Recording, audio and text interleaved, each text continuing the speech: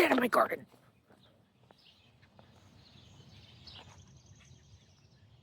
Remember that clematis that I put in? It's gone. I'll show you in a second. I still haven't weeded the second and third bed. The first one that I weeded is starting to get weedy again. So I'm like, what's the point? Oh, look at that. That is beautiful. Very nice. Anyways, yeah, let's go through the garden. Hello! I took a way slower walk through the garden this time. I wanted to really get in there and show everything off. As you can see, the poblano pepper has gotten very tall. And then the serrano pepper is being attacked by rabbits. I'm still being tormented by them. It is now missing a couple of limbs, and it does seem like it's recovering. You can see I had these cute little starts of peppers, and you can see right there at the bottom. Oh, okay, never mind. Here is my Suyo long cucumber. This is the one that I planted from seed, not a like nursery started plant. And it's obviously not as big as the nursery started ones, but it is growing. The cucamelon here has a bunch of little cukes on it, and it's very tall. It is reaching over the arch at this point, as you can see. Very cute. And then here's one of the little cucamelons. I ate one and it just tasted like a tiny, teeny, tiny cucumber. Very cute. Look at them. I think that's the one I ate. And then over here, you can see that they did in fact tear up my clematis. I almost said the other word. Every time I talk to Brandon about my clematis, he says, okay, you and your clitoris. Anyway, this is my begonia. I could not spit that out. My nasturtium is real bushy. Look at how bright. I cannot believe how bright these freaking flowers are. I've got some red ones and I've got those orange ones. Very tasty. And then this is the lemon basil. It's pretty tall. It's taller than the other one. And Brian says that every time they come out to go to work, they take a little nibble of a lemon basil leaf. I think that's pretty cute. And this begonia is so bright.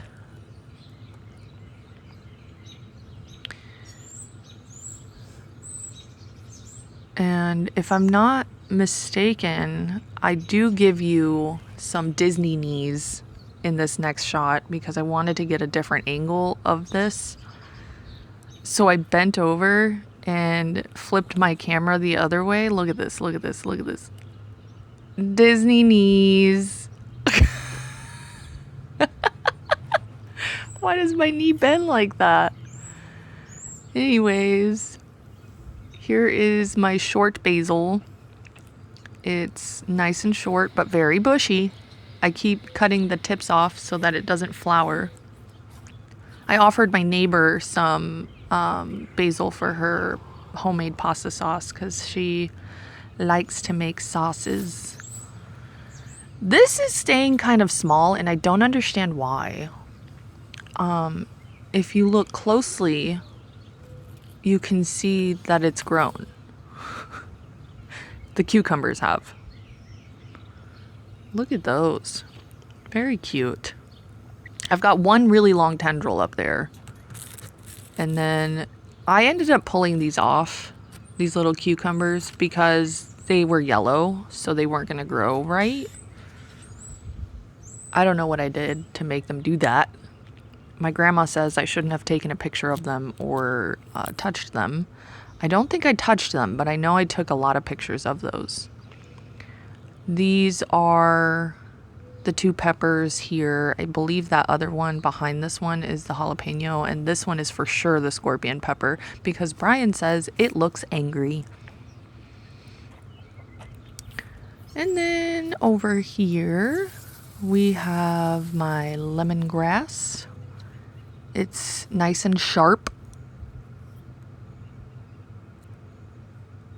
Very pretty. Wow. What a shot.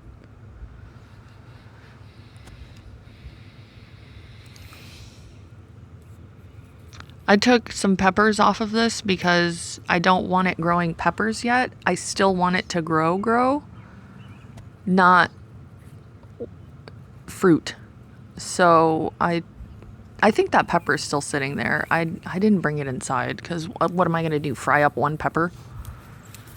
And I still need to weed the garden. I'm not going to because it's too freaking hot. And then these cherry tomatoes are looking really good. There's like a good cluster of maybe 5 of them. 5 clusters of tomatoes. Look at how cute they are though. Very nice.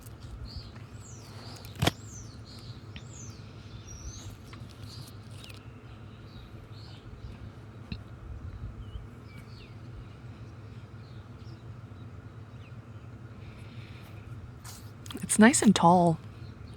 I'm hoping it gets taller though.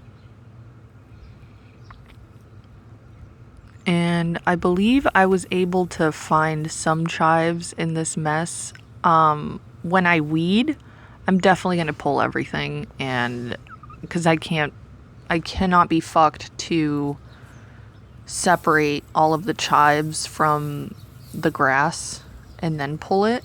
Maybe I can. I don't know. We'll see. I'm never going to weed it. Let's be real. Look at that. Digging through the jungle, trying to find my chives. What a mess. I weeded that little corner right there, but that was as far as I made it. I do remember during this clip here that you could hear a woodpecker, so I'm going to be quiet for a second. Can you hear it?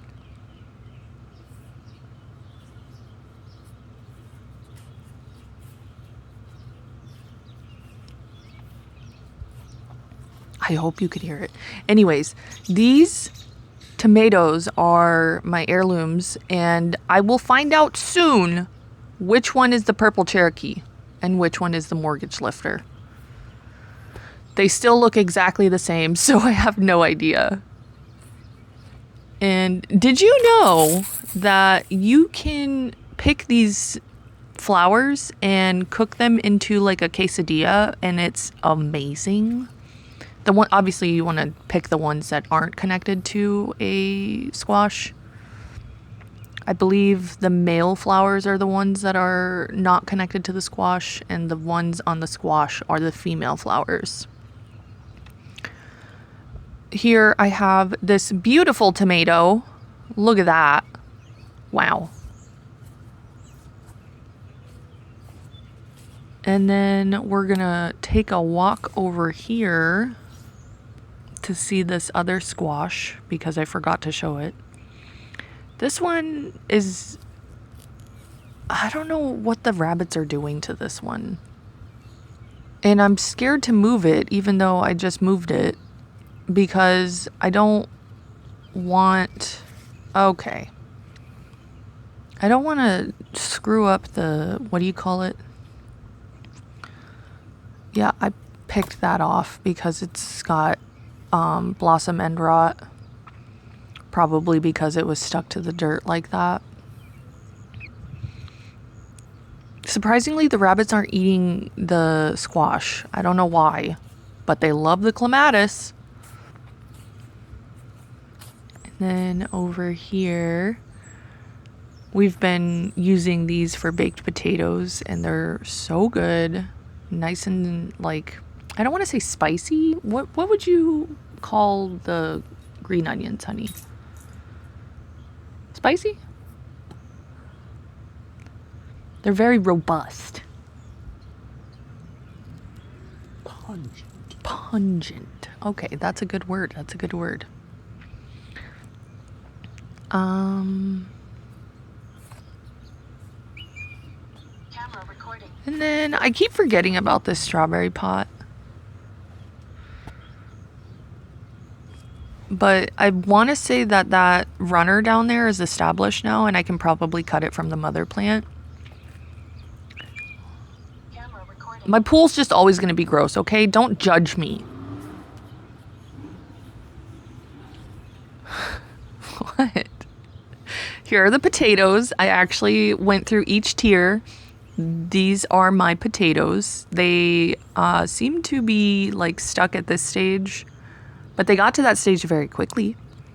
The alyssum is actually growing purple alyssums. Look at how cute they are. And I don't know why they're so leggy. The alyssum that I planted for Mary, hold on. Insert picture here. So that's the alyssum that I grew for Mary, and it's very like full and not leggy like this. I don't know what the difference is. She gets hers from like a nursery, and I grew mine from seed. So I don't know what the difference is. Here's my strawberries. Look at those. I have so many strawberries on there, and I finally got to introduce myself to the neighbor, and she goes, I don't know if you noticed this, but the birds are eating your strawberries. And I was like, that's fine. I'm not eating them, so they can have them. This is probably the biggest strawberry on the plant that I've had so far. Look at how big it looks like a butt. Fruit and vegetables always look like butts to me. I don't know why. Like a good plump tomato. Ugh. Anyways, I just pulled that little weed there.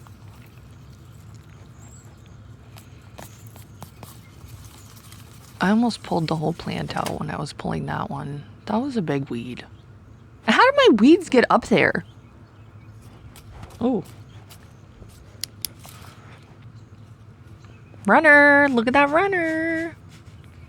That is what a runner starts as.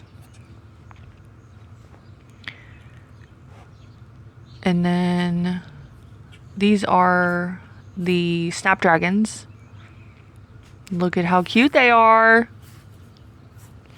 And the cilantro is bolting. I never used any of it, so it's just bolting, and I keep trying to make it not bolt, but it's bolting.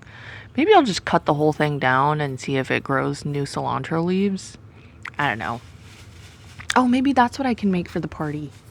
I think I'm gonna make some pico de gallo.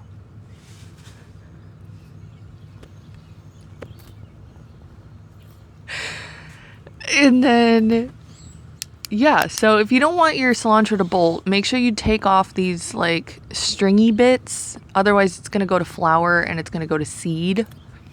And then you'll have coriander. So I guess that's not terrible, but I want cilantro, not coriander. Cat. Stop it. I'm having trouble with this lining up, so hopefully this last bit lines up the way it's supposed to. Here is a runner that I just found, and I'm gonna take it and I'm gonna stick it over here and hope that it stays there so that it'll root up. Yeah, very good. This was a long walk. I'm glad that I took my time this time. I enjoyed that. So there's everything. Okay, thanks. So the rabbits are still giving me trouble. I did get a dog who chases rabbits like it's her job, but they don't seem to care, obviously. I did notice that the rabbits seem to be more afraid of me than they are of the dog. So, I don't know. I just keep chasing them out of the yard like I did in the very beginning of this video. And I don't know. Obviously they're doing the clematis murder when I'm not home, so I don't see them do it. I don't know what it is about clematis that they keep eating it.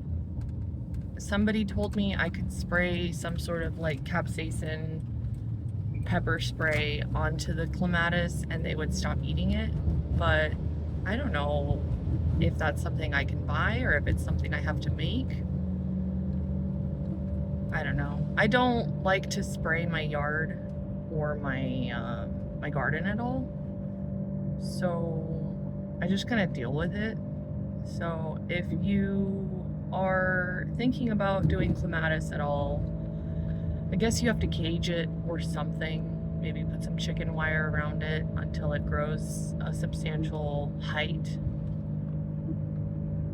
I don't know how other people have their clematis survive, but mine isn't going to survive. Not with these rabbits. So,